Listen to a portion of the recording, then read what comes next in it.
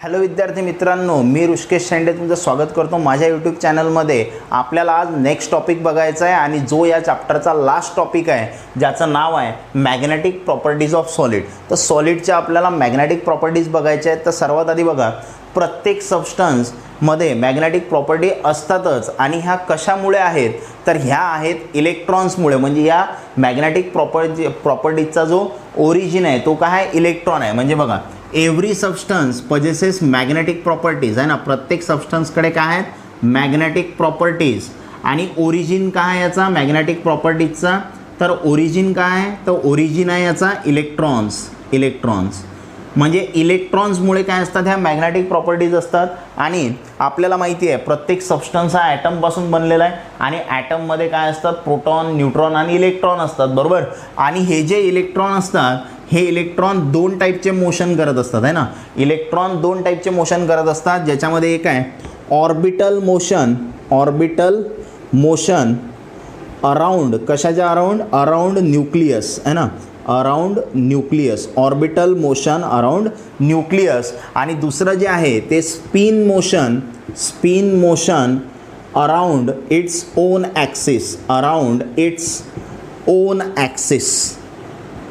On axis. बघा, तर आपल्याला माहीत झालं की मॅग्नेटिक प्रत्येक each substance is associated with magnetic properties and the origin of this magnetic properties are electrons. आणि पुढे आपण सांगितलं की जो इलेक्ट्रॉन आहे, इलेक्ट्रॉन दोन टाईपचे मोशन करत असते, एक ऑर्बिटल मोशन, दुसरा आहे स्पिन मोशन.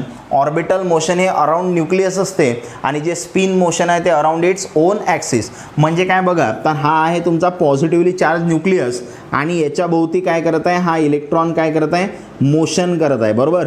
आणि हे जे मोशन आहे याला काय म्हणतो आपण, ऑर्बिटल मोशन. या ऑर्बिटमध्ये तो काय करत आहे, मोशन करत आहे. दुसरा आहे spin motion around its own axis. म्हणजे हा इलेक्ट्रॉन आहे आणि याच्या ॲक्सिस, हा त्याचा ॲक्सिस आहे समजा, आणि या स्वतःभोवतीच तो फिरत आहे, बरोबर. स्वतःच्या ॲक्सिस भोवतीच फिरत आहे, त्याला म्हणतो आपण स्पिन मोशन.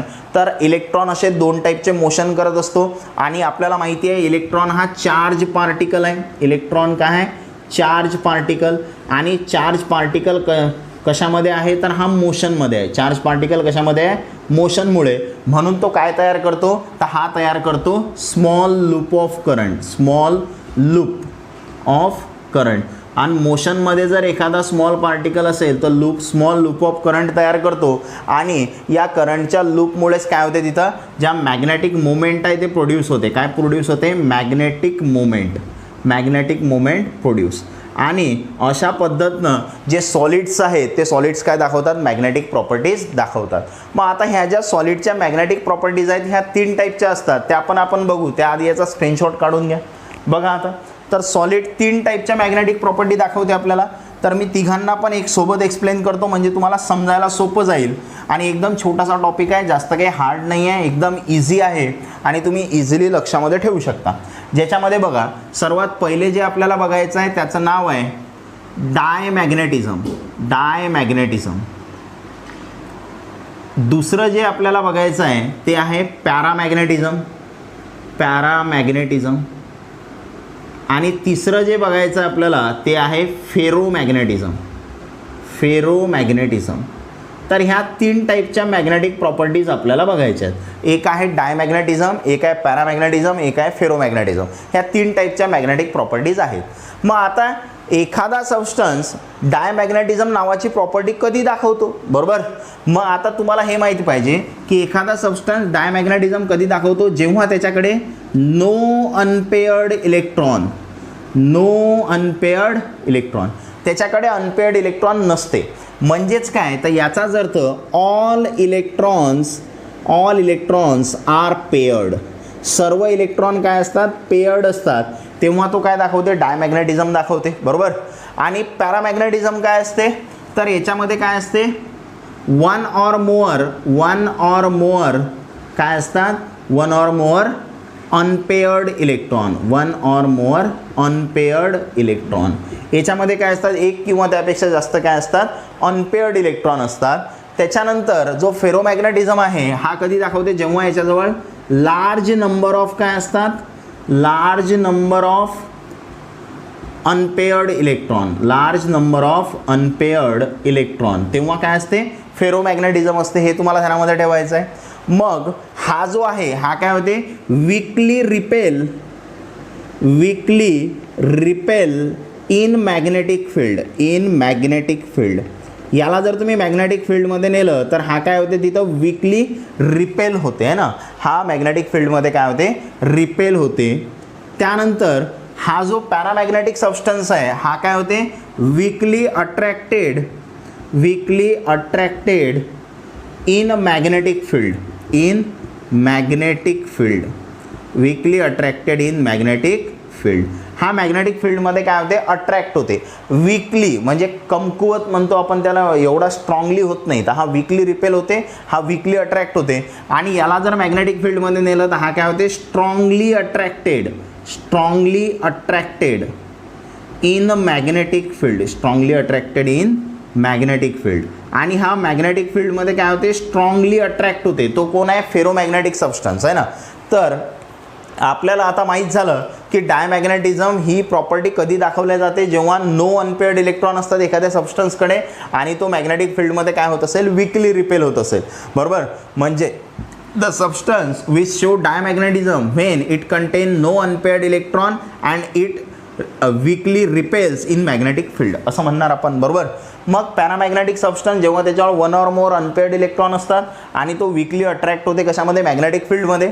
आणि जो फेरोमॅग्नेटिक सबस्टन्स आहे त्याच्यावर large number of unpaired electron असतात आणि तो स्ट्रॉंगली अट्रॅक्ट होते कशामध्ये, मॅग्नेटिक फील्डमध्ये. त्यानंतर अजून महत्त्वाचा पॉईंट आहे याचे एक्झाम्पल. तर एक्झाम्पल ध्यानामध्ये ठेवायचे आहेत तुम्हाला. तर हा जो डायमॅग्नेटिक सबस्टन्स आहे याचं एक्झाम्पल आहे तुमच्याजवळ वॉटर आहे म्हणजे H2O, त्यानंतर NaCl आहे, त्यानंतर बेन्झीन आहे C6H6 म्हणजे काय, बेन्झीन. बरोबर, तर वॉटर आहे, सोडियम क्लोराईड आहे आणि बेन्झीन आहे. हे कोणते सबस्टन्स आहेत, डायमॅग्नेटिक सबस्टन्स. एक्झाम्पल ध्यानामध्ये असू द्या. पॅरामॅग्नेटिक सबस्टन्स आहे, तर पॅरामॅग्नेटिक सबस्टन्सचे एक्झाम्पल बघा. तर पॅरामॅग्नेटिकमध्ये एक आहे O2, हा ध्यानामध्ये असू द्या. आणि या O2 हा पॅरामॅग्नेटिक आहे हे सांगण्यासाठी तुमच्याकडे मॉलिक्युलर ऑर्बिटल थेअरी आहे. मॉलिक्युलर ऑर्बिटल थेअरीनुसार तुम्ही क्लास 11मध्ये केमिकल बॉन्डिंग नावाच्या चॅप्टरमध्ये बघितलं होतं की हा O2 काय आहे, पॅरामॅग्नेटिक आहे. त्यानंतर आणखी आपल्याजवळ आहे Cu डायपॉझिटिव्ह, त्यानंतर आहे Fe3 पॉझिटिव्ह, त्यानंतर आहे Cr3 पॉझिटिव्ह. तर हे जे एक्झाम्पल्स आहेत हे कशाचे आहेत, पॅरामॅग्नेटिक सबस्टन्सचे एक्झाम्पल आहेत. आणि फेरोमॅग्नेटिक पाहिजे आपल्याला, तर फेरोमॅग्नेटिकचे एक्झाम्पल बघा. तर एक ध्यानामध्ये ठेवायचं फेकोनी, काय ध्यानात ठेवायचं, फेकोनी म्हणजे हा आयरन, कोबाल्ट, निकेल. ठीक आहे, फेकोनी. त्यानंतर अजून काय ध्यानात ठेवणार, आणखी आहे तुमच्याकडे GD आणि आहे CrO2. ठीक आहे, GD आणि CrO2. तर हे कोणते सबस्टन्स आहेत, फेरोमॅग्नेटिक सबस्टन्स आहेत. बरोबर, मग आता हे काही बेसिक गोष्टी होत्या ज्या आपल्याला या तिघांविषयी माहिती झाल्या. नंतर आता हा जो पॅरामॅग्नेटिक सबस्टन्स आहे तर हा मॅग्नेटिक फील्डमध्ये काय होते, वीकली अट्रॅक्ट होते. पण हा याला जर मॅग्नेटिक फील्ड रिमूव्ह केली तर हा काय होते, मॅग्नेटिक फील्ड जर रिमूव्ह केली तर हा काय करते, याचं मॅग्नेटिझम लूज करते है ना. म्हणजे after removal of magnetic field जर मॅग्नेटिक फील्ड काय केली, रिमूव्ह केली तर काय होते, इट लुजेस मॅग्नेटिझम है ना, इट लुजेस मॅग्नेटिझम. जर मॅग्नेटिक फील्ड रिमूव्ह केली तर हा त्याची मॅग्नेटिक प्रॉपर्टी काय करते, लूज करते म्हणजे गमावते. बरोबर, आणि हा काय करू शकते, हा लूज करत नाही म्हणजे it can be permanently magnetise. काय होते, हा परमनंटली मॅग्नेटाइज. याला तुम्ही परमनंटली काय करू शकता, मॅग्नेटाइज करू शकता. बरोबर, म्हणजेच काय तर हा याची मॅग्नेटिक प्रॉपर्टी लूज करत नाही. जर तुम्ही काय केलं, त्याच्या मॅग्नेटिक फील्डमधून त्याला रिमूव्ह केलं तर हा त्याची मॅग्नेटिक प्रॉपर्टी लूज करत नाही म्हणजे तुम्ही याला काय करू शकता, परमनंटली मॅग्नेटाइज करू शकता. मग नो अनपेअर्ड इलेक्ट्रॉन कशाला म्हणतो आपण, त्यानंतर one or more unpaired electron कशाला म्हणतो, तर ते पण आपल्याला समजलं पाहिजे. पेअर्डचा अर्थ काय होते, पेअर्डचा अर्थ होते जोडी. बरोबर, इलेक्ट्रॉनची जोडी. आणि जर नो अनपेअर्ड इलेक्ट्रॉन म्हणजे सर्व काय तिथं इलेक्ट्रॉन अनपेअर्ड नाही आहे म्हणजे सगळा पेअर्ड आहे म्हणजे सर्व इलेक्ट्रॉनच्या जोड्या आहेत तिथं. बरोबर, आणि इथं काय one or more unpaired electron आहे म्हणजे पेअर नाही आहे. बरोबर, म्हणजे एकटा इलेक्ट्रॉन आहे. असं जर असेल तर आपण त्याला काय म्हणतो, तर one or more unpaired electron असेल तर काय म्हणतो आपण त्याला पॅरामॅग्नेटिक म्हणतो. तर डायमॅग्नेटिक हे असे सबस्टन्स असतात ज्यांच्याकडे अनपेड इलेक्ट्रॉन नसते, ते वीकली रिपेल होतात मॅग्नेटिक फील्डमध्ये आणि हे झाले त्याचे एक्झाम्पल्स. त्यानंतर जो पॅरामॅग्नेटिक सबस्टन्स आहे तर पॅरामॅग्नेटिक सबस्टन्सकडे one or more unpaired electron असतात, ते वीकली अट्रॅक्ट होतात मॅग्नेटिक फील्डमध्ये आणि हे त्याचे एक्झाम्पल. आणि जर मॅग्नेटिक फील्ड जर तुम्ही रिमूव्ह केली तर ते त्यांचं मॅग्नेटिझम काय करतात, लूज करतात. आणि इकडे जर मॅग्नेटिक फील्ड जर रिमूव्ह केली तर ते मॅग्नेटिझम लूज करत नाहीत, म्हणजे त्यांना तुम्ही परमनंटली मॅग्नेटाईज करू शकता. बरोबर.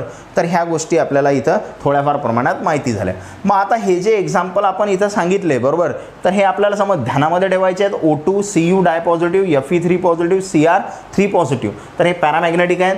H2O NaCl C6H6 हे डायमॅग्नेटिक आहेत. आणि फेरोमॅग्नेटिकमध्ये FeCON आहे, फेकोनी, GD आणि कोण आहे CrO2, तर हे कोणते आहेत, फेरोमॅग्नेटिक सबस्टन्स आहेत.